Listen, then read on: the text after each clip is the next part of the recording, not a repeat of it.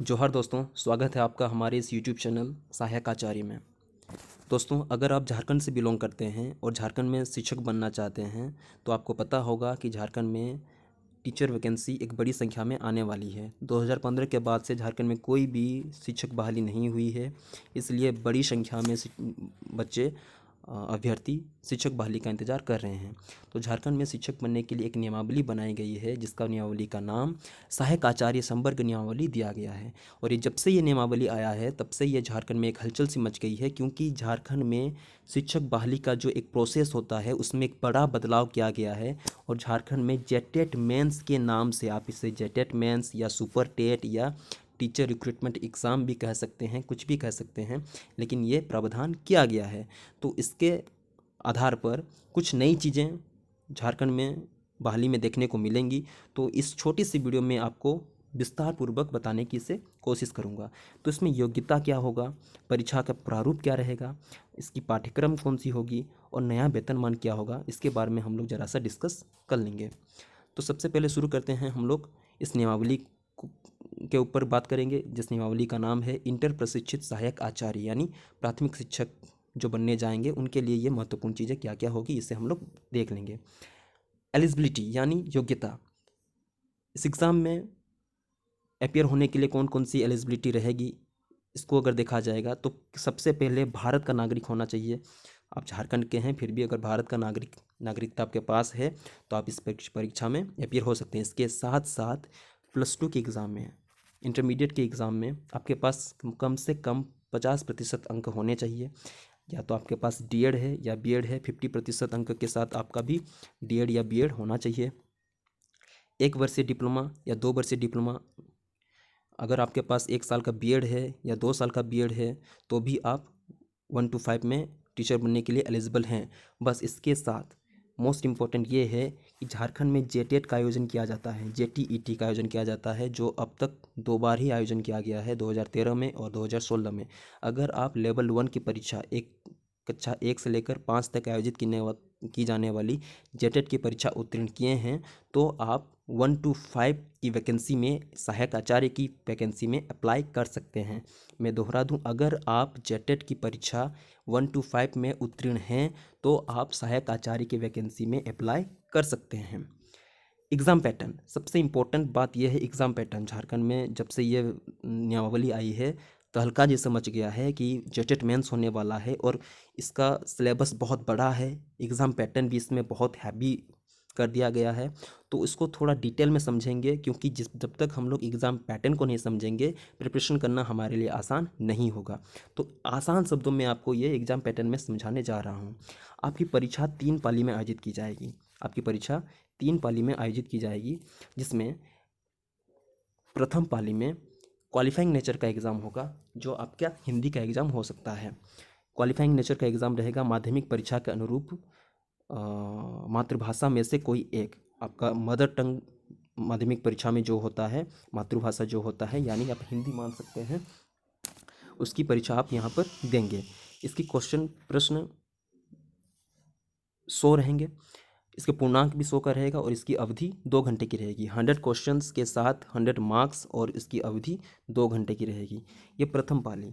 द्वितीय पाली में आपका एग्ज़ाम होगा जनजातीय भाषा और क्षेत्रीय भाषा की परीक्षा। जनजातीय भाषा और क्षेत्रीय भाषा झारखंड में कौन कौन से हैं, आप देख सकते हैं पत्र 2 में, हिंदी, अंग्रेजी, उर्दू, संथाली, बंगला, मुंडारी, हो, खड़िया, खुड़ुक, कुरमाली, खोरटा, नागपुरी, पंच परगनिया, उड़िया, संस्कृत, इनमें से कोई एक आप 100 अंकों की परीक्षा आप देंगे, जो आपका पाली, दूसरी पाली में परीक्षा ली जाएगी। जनजातीय भाषा की परीक्षा 100 अंकों की परीक्षा होगी, इसमें भी 100 प्रश्न रहेंगे और इसकी अवधि भी 2 घंटे की रहेगी।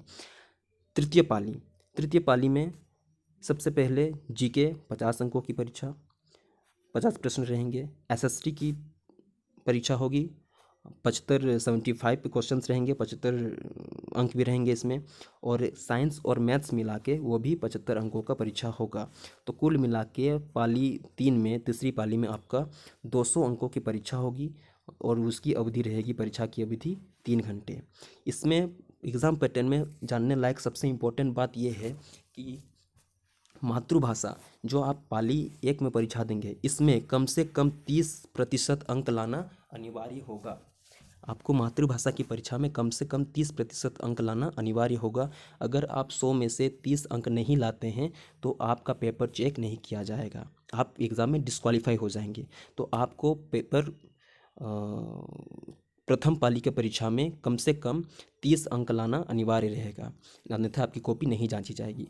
अन्य विषयों में न्यूनतम अंक लाना कोई अनिवार्य नहीं है। एक रूमर्स था हमारे अभ्यर्थियों के बीच कि द्वितीय पाली में भी लाना पड़ेगा 30% या तृतीय पाली में भी प्रत्येक विषय में 30-30% अंक लाना पड़ेगा।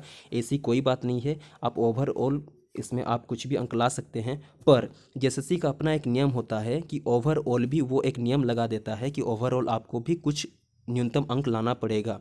जैसे आप इसमें प्रूफ के साथ देख सकते हैं, यहाँ पर लिखा गया है, परीक्षा में उत्तीर्णता हेतु कार्मिक प्रशासनिक सुधार तथा राजभाषा विभाग झारखंड रांची के द्वारा निर्धारित न्यूनतम प्रतिशत लाना अनिवार्य होगा। न्यूनतम प्रतिशत जो उसका रहता है, जैसे एसटी का अलग, ओबीसी का अलग, एससी का अलग और अनरिजर्व का अलग, उसमें प्रतिशत लाना होता है। तो आपको कुल 400 में से 100 मार्क आपका हो जाएगा क्वालिफाइंग नेचर, इसको आप छोड़ दें।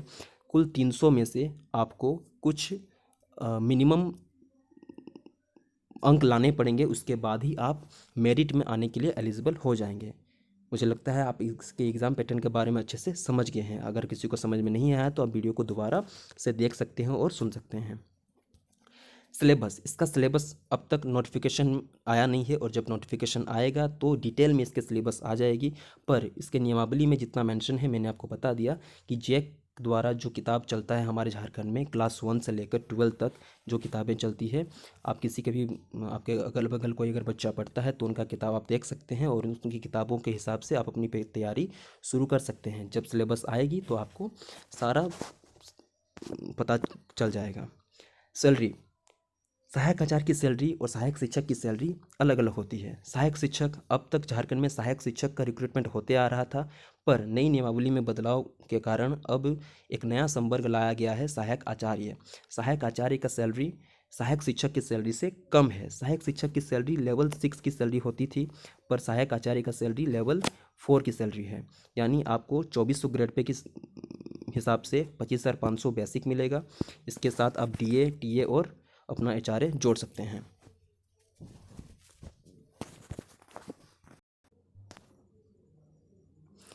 सहायक शिक्षक की सैलरी लेवल 6 की सैलरी थी, जिसमें आपका 35,500 का बेसिक बनता था, पर अभी लेवल 4 की सैलरी में आपको 25,500 का बेसिक बनेगा। यह सैलरी आपको पहले के मुताबिक कम लगेगी, पर अभी सहायक आचार्य के हिसाब से आपको इतनी ही सैलरी मिलने वाली है। सबसे बड़ा सवाल अब आता है कि विज्ञापन कब तक, झारखंड में सहायक आचार्य का नियमावली तो आ गया है, पर विज्ञापन कब तक हमें देखने को मिलेगा। हमारी जानकारी के अनुसार शिक्षा विभाग द्वारा कार्मिक विभाग को वो नोटिफिकेशन के लिए अधियाचना भेज दिया गया है। अब कार्मिक विभाग जेएसएससी को अपनी अधियाचना भेजेगी, और जेएसएससी को अपनी अधियाचना मिलते साथ ही वो 15 दिन के अंदर अंदर वो अपना वैकेंसी निकाल देता है। तो हम लोग मान के चलते हैं कि अगस्त के महीने में या अगस्त फर्स्ट वीक तक हमें नोटिफिकेशन देखने को मिल सकता है। मैंने कोशिश किया है कि इस छोटी सी वीडियो में आपको कुछ महत्वपूर्ण जानकारियाँ दे दी जाए।